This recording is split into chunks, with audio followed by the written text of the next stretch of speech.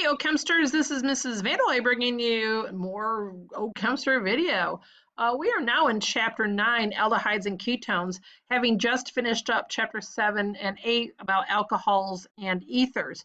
If you recall, when we were naming alcohols, we said that alcohols take a pretty high priority, but there were three functional groups that had a higher priority than alcohols.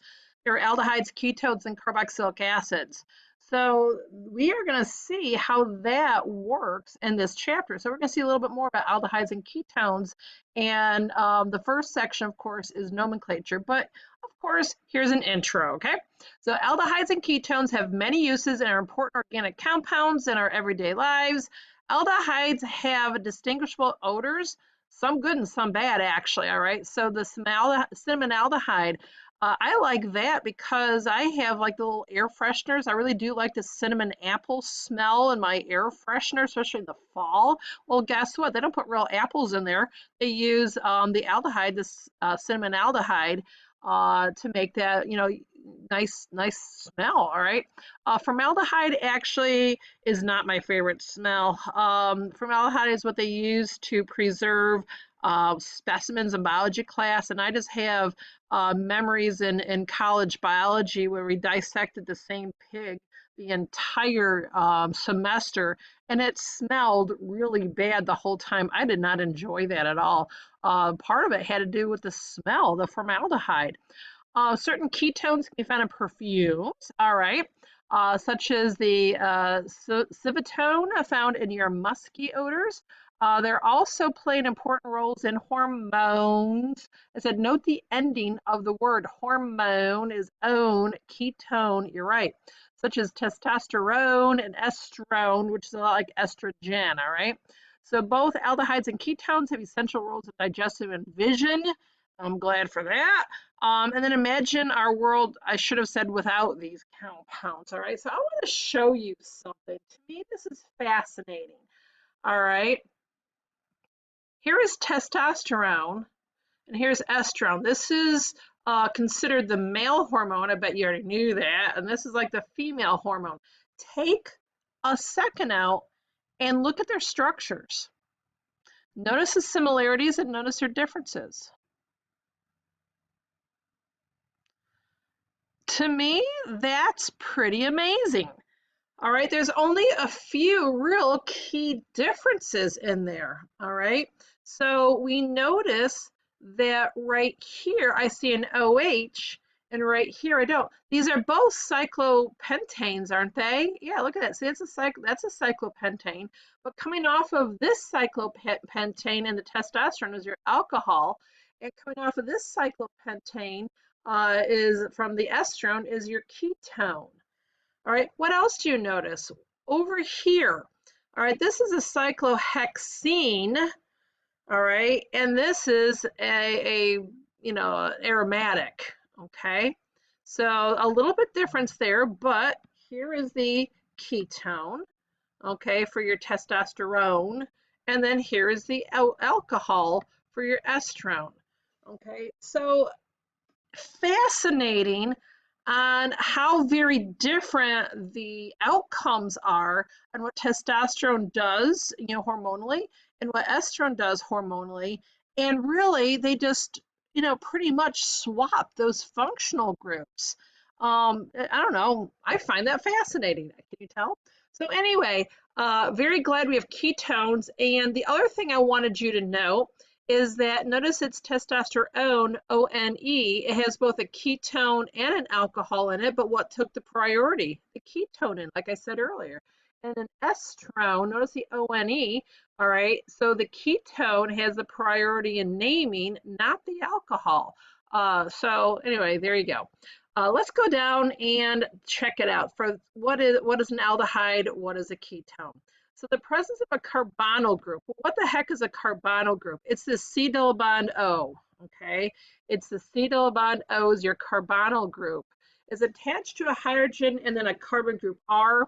R can be any kind of an alkyl or aryl. What's an aryl group? Is your aromatic. So it could be a phenol, it can be a benzyl, or it can be just like an alkane, alkene, or alkyne. The R can be really whatever we've talked about earlier. So if I have a C double bond O with at least one H attached, it's considered to be an aldehyde.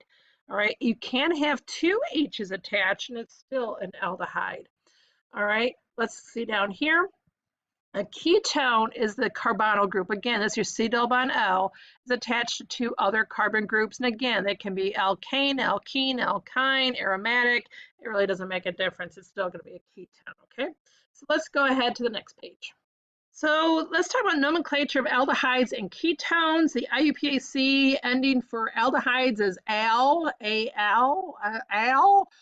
So really try, when I do this, I try to enunciate between an al, which is your alcohol, and your al, which is your aldehyde, all right? My New York accent's really gonna come through when I talk about my als, all right? Also, I wrote note the C double bond OH in every aldehyde is always the number one carbon. So no matter how you number it, I mean, it doesn't matter how you number it, that the C double bond OH, that carbon is always going to be your first carbon, and then you're going to number it accordingly, okay? So here are my first several aldehydes, all right? They're your most basic aldehydes. So I don't know, some of got cut off. IUPAC is going to be your top one, and your common name is going to be your bottom one.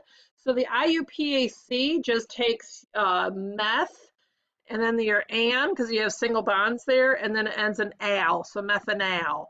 All right. And again, I try to enunciate that al.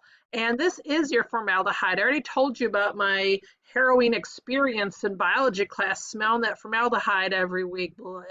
All right, but that is what they use to preserve. Okay. So what do you think the second one is? I see two carbons, so that's your F, single bonded, and this was F and L, all right, or they also call it the acetaldehyde, all right. Again, we learned in your alcohols that the form and the actually, I think it's actually the next one's your carboxylic acids, where these prefixes actually came from. So if you think of acetate, CH3COOH would be acetic acid. The common early name for two carbons is that acetyl group, all right? Think of acetate. Over here is propanal again, and then this is also propyne aldehyde. I don't know why the Y is there. It doesn't make much sense, so let's just stick up here. And then we have butanol. No, Mrs. Vanderway, don't say that. It doesn't look like it's butanol. All right, no, say it right. It's butanal. All right. Oh my goodness. So some of you already, I've let it slip, know that this is my favorite organic compound of all. Not because of its use, because of its name. All right. I just have to giggle when I see butanal. Okay, sorry about that. So it's probably the worst you're ever going to hear coming out of my mouth. All right. So anyway, those are your straightforward aldehydes. Now, what if they are substituted? Again, you start numbering the chain with your aldehyde. This has priority over everything, okay? So notice what I did here. I have already pre-numbered everything. So notice it where your C double bond O is always your first carbon, if you check that out. So here, carbon 1, 2, 3. So it looks like I have a methyl hanging off of the 3. It's kind of shifted a little bit. So it becomes 3-methyl. Oh, there it is. But no, butanol, sorry. And then over here, oh, I can't say it for this one. What takes the priority? The aldehyde does, all right? So what you need to do is tell me where your double bond is. So it's between the third and the fourth carbon, so it becomes 3-butene. Actually, wait, I think we can take that E off. There we go. 3-butenal. And then the next one we have member. Oh, we have two OH groups. They're alcohol groups, aren't they? But what takes the priority? The aldehyde does. Remember, I told you at the beginning that aldehydes, ketones, and carboxylic acids take priority over your alcohols. So we have to use the prefix that means alcohol, which is a hydroxy. So you have a 2,3-dihydroxy propanal. Okay. So it says cyclic aldehydes, the suffix. Look at this suffix as a carbaldehyde is used. Aromatic aldehydes often have other common names. So here, how do I name this? I use the carbaldehyde as a suffix. So it's cyclopentane carbaldehyde. The E in this cyclopentane, that E stays put, all right? You don't drop it. Don't know why, but anyway, that's the rules. This one you should recognize, hopefully, as one of the big nine. I redrew it because if you see this CHO, it looks kind of weird. If you ever see CHO like this, and it actually equates to this, all right? So these are the same structure, and it's a big nine, so there you go. So now what? I see two big nines here, all right? But I'm looking at this big nine. That is your benzaldehyde, all right? And this is your phenol. Phenol, benzaldehyde. Phenol, benzaldehyde. Which one takes the priority? The benzaldehyde does. So the hydroxy becomes a, um, a, a prefix, a substituted group. So I wrote 2-hydroxybenzaldehyde, or if you wanted to, you could go ortho-hydroxybenzaldehyde, all right? So again, if you just have a plain old cyclic one like this, it just becomes a cyclo whatever carbaldehyde, okay? All right, so ketone nomenclature. IUPAC, the ending for ketones is -one, and the chain is numbered so that the carbonyl carbon, where the double bond O is, will have the lowest possible number. So in letter A, it really doesn't make a whole lot of difference. It's in the middle, so you can go left to right or right to left. I don't care. So this is carbon 1, carbon 2, carbon 3. So the C double bond O is on the second one, so it becomes 2-propanone. What about the next one? Am I going to go right to left or left to right? I'm going to go this way. 1, 2, 3, 4. All right. I went ahead and finished drawing these structures out the way I had drawn these. So I think you'll agree it's 2-butanone. There's nothing funny about that. Too bad. All right. And over here, I believe we have 5 carbons. And where is that double bond O? It's on the third. So it's 3-pentanone. Let's keep going. All right, so what do I do about this? That looks kind of strange. All right, this is not your like the C with the double bond O coming off. It's not like cyclohexane carbaldehyde. There we go. I can spit it out.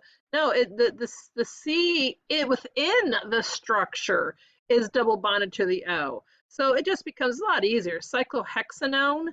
All right, if the carbon within the cyclohexane has the double bond O, it's just cyclohexanone.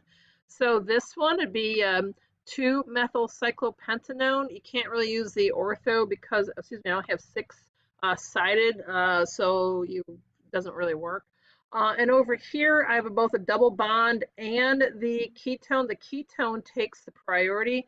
So I have 3-butene-2-one. Okay. All right, so common names for ketones are formed by adding the word ketone to the names of the alkyl or the aryl. So again, the alkyl group is your single, double, or triple bonds. Your aryl groups are your aromatic, I'll get it. The alkyl can just be cyclo somethings too. And then it's attached to the carbonyl carbon. So how I like to think of that, this is a P for phenyl. I wrote M for methyl. This carbon right here in this common names does not count for this. All right. So the word ketone implies there's a C double bond O here in the middle. So this is not an ethyl. It's a methyl. We have one carbon off of this carbon. So what comes first, M or P? I believe it's M. So it's methylphenyl ketone. Over here, I have two phenyl group, so it's diphenyl ketone. Again, the word ketone is this right here. And then what? I have here dicyclopropyl ketones. Okay, I want to show you something real quick. This was not included, but I wanted to show you the difference between diphenyl ketone and dibenzyl ketone. So here, with the benzene ring with a carbon off of each, that would be your benzyl group. And so here's your ketone. So this is a dibenzyl ketone. Up here is a diphenyl ketone, all right? Okay, let's go on to the next page. All right, so problem number one is write the structure for the following. All right, so why don't you pause this and you try this on your own? I mean it. All right, and when you're done, come back. Just do these four for now.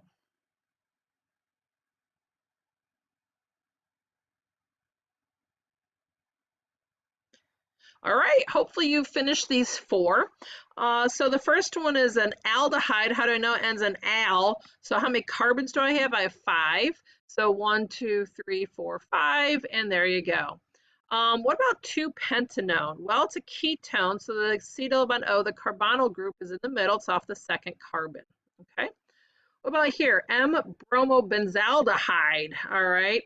So if you look, here is my benzaldehyde right here. All right, and then this is ortho, this is meta, so I put it over here. I kind of drew it maybe a little bit different just so it fit in my page a little bit better. If I made it kind of go up and down, I'd have to shrink it even further, all right? So that's what I came up with. So this is methyl isopropyl ketone. All right, so this is a common way. So let me show you. So here is the word ketone right here. Here's my carbonyl group. So on one side I have a methyl group, and on the other side I have an isopropyl ketone. Okay, iso means it's in the middle. Okay, now I kind of redrew it. I want to show you the IUPAC way. All right, this is the same thing. If you look at it, this is the same structure. So how else could I have done that? Well, if I had numbered it 1, 2, 3, 4, all right, I end up with 3 methyl, 2 butanone. Okay, so this is the common way. This is the IUPAC way. Okay, I just want to show you that. Okay, so hang on. Why don't you take a few minutes out and do letters C and F.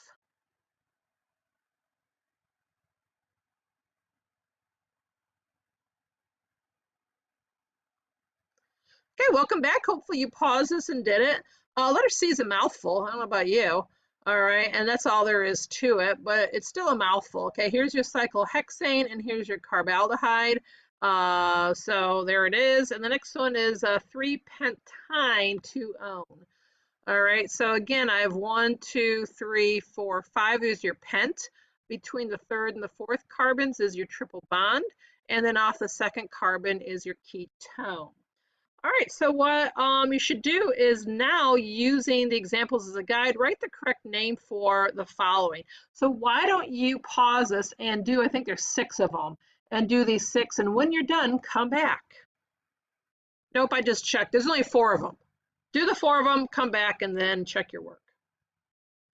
All right, so this is what I came up with. I redrew some of those because to me, it's easier to see it when I do more of a structural than a straight line formula. So real quick, this carbon is this carbon. This carbon is this carbon. This carbon is this carbon, and then I have 2 methyl groups hanging off of it. So actually one of these in the parentheses is part of the longest chain. So I have 4 carbon to aldehyde, yay, is one of my longest chains, and then I have a group hanging off it, so it becomes 3 methyl 2 butanal. I said it right. Mrs. Vanderwally. All right, over here, letter B, this is what the structure looks like. So once again, I made this carbon, this carbon, this carbon here, this carbon. All right, so I just think it's easier to see. And so I have a double bond in the middle, so it becomes 2-butanal. All right, not so much fun to say. This one's pretty straightforward. It's cyclobutanone. All right, and again, I don't put the E in it the same way I would have done if it's a cyclobutane carbaldehyde. So I don't know why. All right, but hopefully, you know, there's a difference. And then over here, I drew it out. So this carbon is this one. I have 2 carbons on its right, and I have 1, 2, 3 carbons on the left. So I called it 3-hexanone. I prefer the IUPAC, but like for this one, how else could I have said it? I could have called it an ethyl propyl ketone, and that would be the common name for that one. I think the 3-hexanone is a lot more, I don't know, visual, just my opinion. All right, I believe it is the end of nomenclature for aldehydes and ketones. So don't wait to be great. We'll see you next time. Goodbye.